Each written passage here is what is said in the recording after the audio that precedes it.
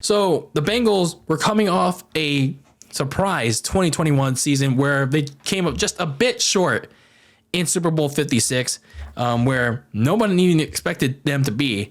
So in an attempt to make it back to the big game in 2022, they retooled a bit, mainly at the offensive line. So for the Bengals, they were looking to get back to the big game and hopefully this time around win it. But the problem was they looked like they were going to be succumbed to the well-known Super Bowl loser's curse, where a team that doesn't win the Super Bowl the previous season, well, they don't perform as well or even worse the next season. They looked sluggish. They had a lot of mental hurdles, and they overcame a 0-2 start, but they just didn't look right, especially on offense. But at the midway point, they turned it around. They ended their season with a red hot 8-0 start. One of the only two teams, I believe, to have an undefeated second half to end their season. And they made it back to the AFC Championship game. Of course, guess who? The Kansas City Chiefs, the team that they beat, surprisingly, last time around to make it to the Super Bowl. But unfortunately, this time around in the rematch, they ultimately fell one game short of their goal of making it back to the Super Bowl. So for the Cincinnati Bengals, they came up one game short of reaching their goal. And now, when you look at the top goal of 2023, obviously it's to try and make it back to the Super Bowl and this time win it. So looking at some of their offseason priorities to get back to that goal, get back to that point of being in the Super Bowl and trying to win it for win one for Joe Burrow, you have to find some depth on the interior defensive line because they had some trouble early on. I mean, there wasn't any injuries per se, but they had some trouble getting to the quarterback on the inside. They were fine on the edge, but inside, it could use some work. And then they could stand to upgrade at corner because they were getting torched there. And then the offensive line for the Bengals, well, they were mostly efficient in 2022. Injuries really got in the way again, so they had to go and retool.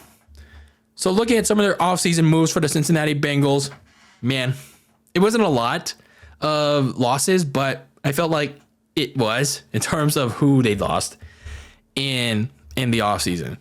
And that was mainly in the secondary. They lost their two best safeties in Jesse Bates and Von Bell to the NFC South. So Bates went to the Atlanta Falcons and Von Bell went to the Carolina Panthers. So yeah, it's going to be a little bit tough to replace them both. But I'm pretty sure that the Bengals can find a way to make it work. They also lost tight end Hayden Hurst to the Carolina Panthers and backup running back Samaje Perine. I mean, he's been pretty reliable. He went to the Denver Broncos.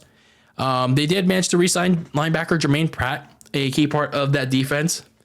And looking at some of their additions in both free agency and the draft, offensive tackle Orlando Brown Jr. from the Kansas City Chiefs. So they swiped him away from the team that beat them in the AFC Title Game.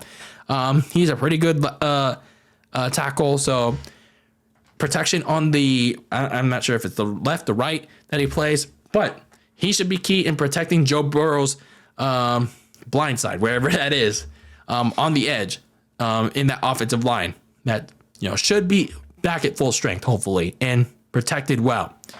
Tight end Irv Smith Jr. for the Minnesota Vikings. He didn't get a lot of playing time because he couldn't stay healthy.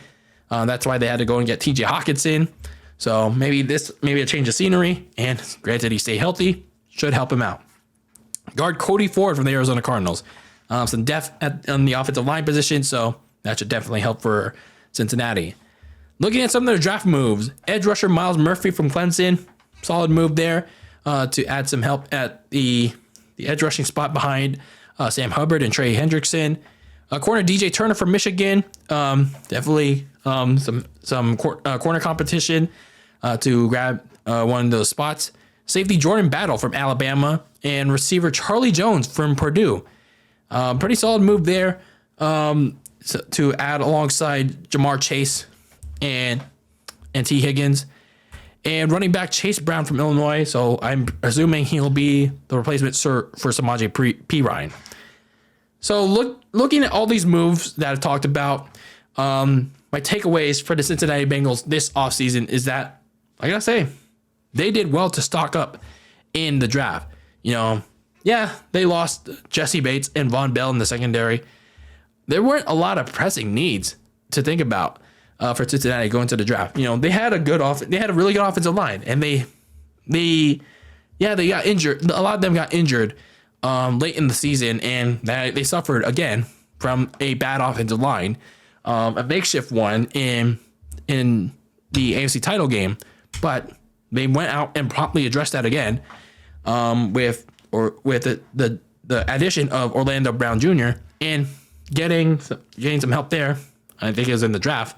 But nonetheless, the defense is where they mainly did their dirty work in the draft. So the draft was basically one best available approach for the Cincinnati Bengals, and they took advantage of it. They went out, got some depth to a secondary group that that struggled at times last year, got some help in the pass rushing rotation. And they also, got some receiver depth. Like I mentioned, Charlie Jones from Purdue. He should go alongside nicely whenever Jamar Chase, T. Higgins, or Tyler Boyd need a break in the game. And the offensive line, like I said, it's gonna be key for the Bengals in their Super Bowl hopes. Like I said, Cincinnati fell apart in the AFC title game because the offensive line was broken. It wasn't healthy. So Lyle, especially when they lost Lyle Collins, it was bad. It was bad for the Bengals. So the Bengals need to stay healthy, and especially on the offensive line, because if that one person in the offensive line is out for the whole season, it's done. Their hopes are vanished. So looking at some of their key games going into 2023, you have the Cleveland Browns on the road to start your season. So for the Browns, as I mentioned in my season preview for the Browns, this is an opportunity for them to make a statement on the former defending AFC champions from 2021. But for the Bengals, this is a chance for them to begin their road to redemption once again. And then another division game creeping up in their home opener the very next week against the Baltimore Ravens. As I said, a lot of division games early for everyone in the AFC North. It's man, the NFL really wants the AFC North to really battle in Armageddon. It's like Mortal Kombat. Holy heck. And then potentially a tough one for Cincinnati. Week 8, you go to San Francisco or Santa Clara to take on the 49ers and their rabid pass rush and potentially defense. Their secondary too. The overall defense could look pretty dangerous by the time things come around. And regardless of the quarterback situation, they're always going to be a tough out. And then the very next week, you host the Buffalo Bills in the game that never was last season. I talked about that situation in length. And then week 17 on New Year's Eve, you get an AFC title rematch and potential AFC title rematch for that coming playoffs in the Chiefs. You go to Kansas City to take on them and Patrick Mahomes, potentially a preview of what's to come, and potentially, depending on where they are, it could serve as a tiebreaker for home field advantage in the playoffs. So it could be a big deciding factor there. So some of my biggest questions for the Cincinnati Bengals going into 2023 revolve around the starting safeties because, you did lose Jesse Bates. You did lose Von Bell. These are perhaps your two big holes to fill in the deep middle of the secondary. So training camp, you got to find out who's gonna be your new starting safeties. They'll figure out that answer as the training camp and preseason roll along.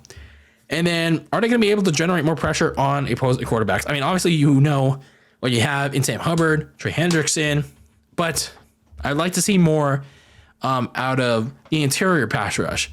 BJ Hill, DJ Reader, Dominique Davis.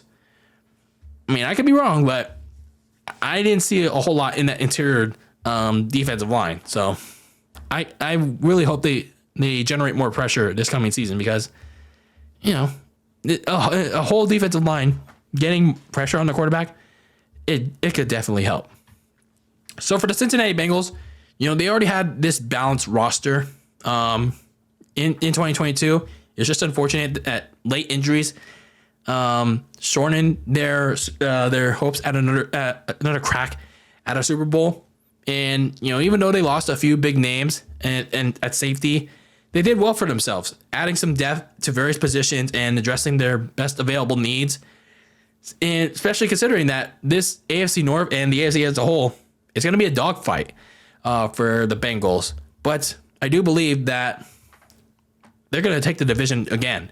I think 12-5, maybe 13-4 is going to be a realistic shot for the Bengals to obtain the division, and it's going to be hard for them.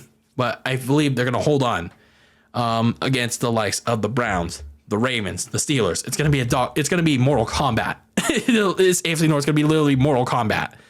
I'm not going to use the Charles Barkley guarantee, but overall, the Bengals will find a way to win the division once again. Just barely crawl out of that. But I also believe that they'll find a way to make a case to make it back to the Super Bowl in February in Las Vegas.